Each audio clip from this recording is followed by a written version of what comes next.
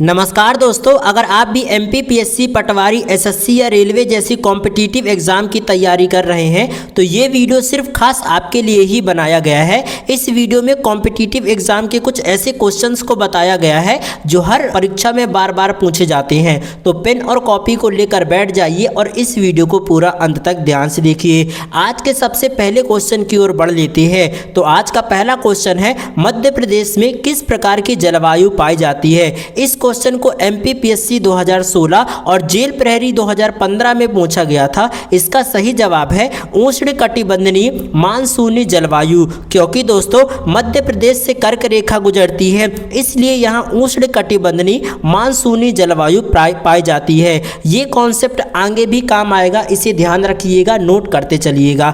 बात कर लेते हैं आज के सेकंड क्वेश्चन के बारे में। तो मध्य प्रदेश का सबसे बड़ा गुरुद्वारा कहाँ पर है। इस क्वेश्चन को पटवारी परीक्षा 2017 में पूछा गया था और इसका सही जवाब है दोस्तों ग्वालियर। ग्वालियर में बंदी छोड़ गुरुद्वारा सबसे बड़ा गुरुद्वारा है। अब ध्यान से देखिए दोस्तों, ये अकेला फैक्ट नहीं है। भोपाल में सबसे बड़ी मस्जिद ताजुल मस्जिद है। भोपाल में ही सबसे छोटी मस्जिद 2.5 सीढ़ी भी है। सबसे बड़ा मंदिर इंदौर में है जिसका नाम खजराना है और सबसे बड़ा चर्च भोपाल में है।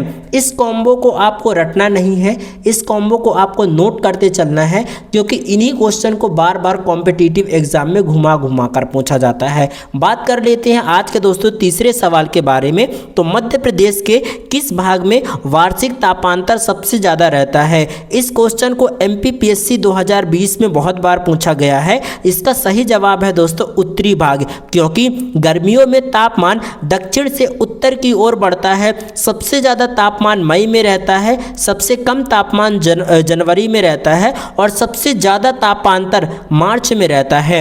इस क्वेश्चन को, इस आंसर को आप लोग नोट करते चलिएगा। चौथे क्वेश्चन की बात कर लेते हैं। ग्रीष्म ऋतु में औसत तापमान किस दिशा में बढ़ता है। अगर आपने तीसरा क्वेश्चन अच्छे से पढ़ा होगा दोस्तों, अच्छे से देखा होगा, तो इस क्वेश्चन को भी आप आराम से कर सकते हैं। दोस्तों इस क्वेश्चन का सही आंसर है दक्षिण से उत्तर की ओर। ये एग्जामिनर का फेवरेट ट्रिक है दोस्तों, आप ध्यान से सुनिएगा।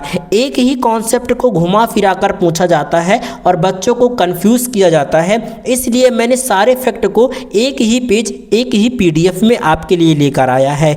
अगले क्वेश्चन की ओर बढ़ते हैं। तो देखिए दोस्तों, फैजल अली आयोग ने मध्य प्रदेश के किस शहर को राजधानी बनाने की सिफारिश दी थी। इसमें क्या करते हैं दोस्तों, अधिकतर बच्चे भोपाल लिख देते हैं, जो कि सरासर गलत है, क्योंकि दोस्तों भोपाल आज की राजधानी है। इसका सही जवाब है जबलपुर। फैजल अली आयोग ने जबलपुर की सिफारिश की थी, लेकिन बाद में पंडित जवाहरलाल नेहरू ने भोपाल को राजधानी बनाने का प्रस्ताव रखा था और 1 नवंबर 1956 को भोपाल मध्य प्रदेश की राजधानी बन गया था।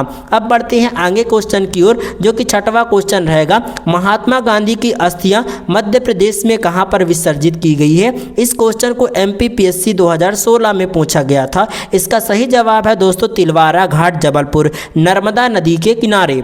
गांधी जी की आज़ादी की लड़ाई के दौरान 3 बार जबलपुर गए थे और लोकमान्य तिलक ने भी इसी घाट में सबसे बड़ी सभा को संबोधित किया था, इसलिए इस जगह को तिलक भूमि भी कहा जाता है। इन तीनों फैक्टों को यदि एक साथ जोड़ दिया जाए तो अगर इस क्वेश्चन से कोई भी क्वेश्चन आपसे पूछा जाता है तो आप बहुत ही आसानी से इसका आंसर कर सकते हैं। 7वें क्वेश्चन की ओर बढ़ते हैं। मध्य प्रदेश में रियल एस्टेट अथॉरिटी की स्थापना कहां पर हुई है। इसका सही जवाब है दोस्तों भोपाल, वर्ष 2016 में। इसका नाम Rewa real estate regulatory authority है और इसका काम संपत्ति खरीदारों के हितों की रक्षा करना है। प्रश्न क्रमांक 8, लोकसभा में कितनी सीटें हैं। इसका सही जवाब है 29। 9वां, राज्यसभा में कितनी सीटें हैं। 11 और विधानसभा में कितनी सीटें हैं दोस्तों। इसका सही जवाब है 230।